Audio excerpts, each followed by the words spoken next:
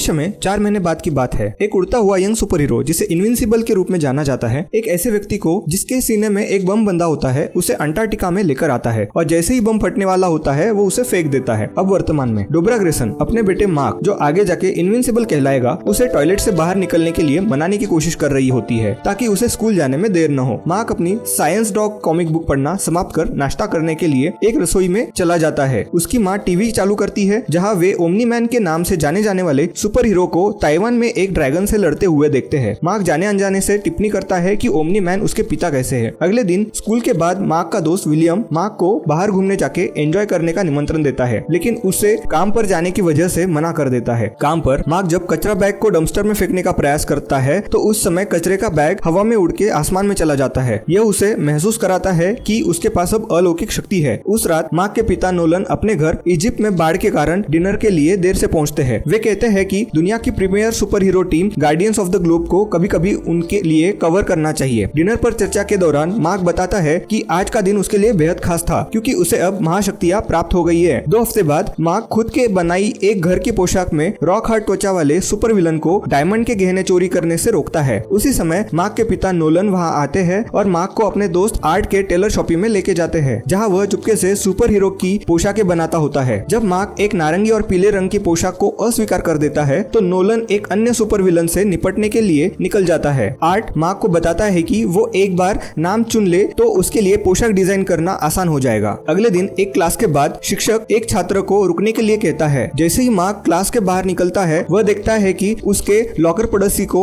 एक हट्टा कट्टा लड़का किसी बात को लेकर धमका रहा है। मार्क उस लॉकर पड़ोसी की मदद करने के लिए उस हट्टे कट्टे लड़के से झगड़ा मोल लेता है और अपने न्यूनतम ताकत का उपयोग करता है और परिणामी वहाँ जो होता है वो देखकर मौजूदा छात्र दंग रह जाते हैं। परंतु ये शोर प्रिंसिपल तक चला जाता है और मार्क को प्रिंसिपल के सामने पेश होना पड़ता है। प्रिंसिपल विंस्लो हुए वाकया के लिए मार्क की सराहना करते हैं लेकिन उसे चेतावनी भी देते हैं कि वह कोई मसीहा या ऐसा कुछ भी नहीं है। बाद में मार्क अपनी नई इनविंसिबल वर्दी में शुरुआत कर कुछ और चोरों को रोकने का प्रयास करता है। जब वे उसे गोली मारने की कोशिश करते हैं तो वह उन्हें बताता है कि वह इनविंसिबल है।